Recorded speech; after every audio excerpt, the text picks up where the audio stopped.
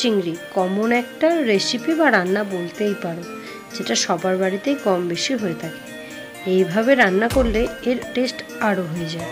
তার জন্য আমি নিয়েছি আদা, ধনে গুঁড়ো, জিরে গুঁড়ো, দারুচিনি, কাঁচা লঙ্কা আর কয়েকটা রসুন। আমার কাছে টমেটো ছিল না, তাই টমেটো কেচাপ, পেঁয়াজ কুচোনা।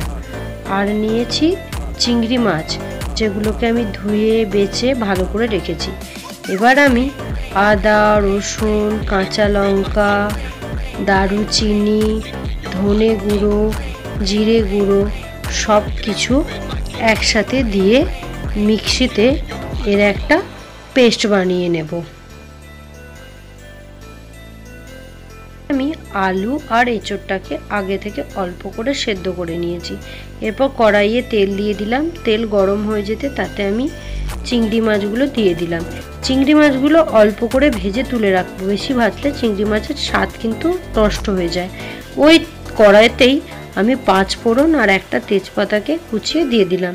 তাতে দিয়ে দিলাম কুচিয়ে রাখা পেঁয়াজগুলো। পেঁয়াজগুলো যখন লাল লাল করে ভাজা হয়ে যাবে, সিদ্ধ করে রাখা আলু আর এঁচোড়টা দিয়ে ভালো করে ভেজে নেব। তার কিছুক্ষণ পরেই দেব অল্প করে নুন। নুন কিন্তু আমি সিদ্ধর সময় দিয়ে রেখেছিলাম, তাই এখানে বেশি পরিমাণে নুন ইউজ করব না। দিলাম হলুদ গুঁড়ো, লঙ্কা গুঁড়ো। লঙ্কা গুঁড়ো কিন্তু আমি অল্প পরিমাণে দিয়েছি, কারণ আমি কাঁচা লঙ্কা বেশি ব্যবহার করব। তারপর মশলা থেকে কষানো হয়ে গেলে যখন সব কিছু থেকে তেল ছেড়ে যাবে, তাতে অল্প করে টমেটো পেস্ট আর চিনি স্বাদ মতো দিয়ে তার সঙ্গে দিয়ে দেব মশলা পেস্ট করা মশলাটা দিয়ে ভালো করে সব কিছু কষিয়ে নেব। কষানো হয়ে গেলে তেল ছেড়ে এলে আমি দিয়ে দেবো ভেজে রাখা চিংড়িগুলো। সব কিছু আবারও কষিয়ে নেব। হ্যাঁ, এখানে এবার সিদ্ধ যেহেতু আমার হয়ে গেছে, বেশি জল দেব না, অল্প পরিমাণে জল দেব, তাও আবার গরম জল। আমি আগে প্রতিটা রান্নায় বলেছি, রান্নায় ঠান্ডা জল দেওয়ার থেকে গরম জল দিলে সেই রান্নার স্বাদ কিন্তু ভালো থাকে, বেশি হয়।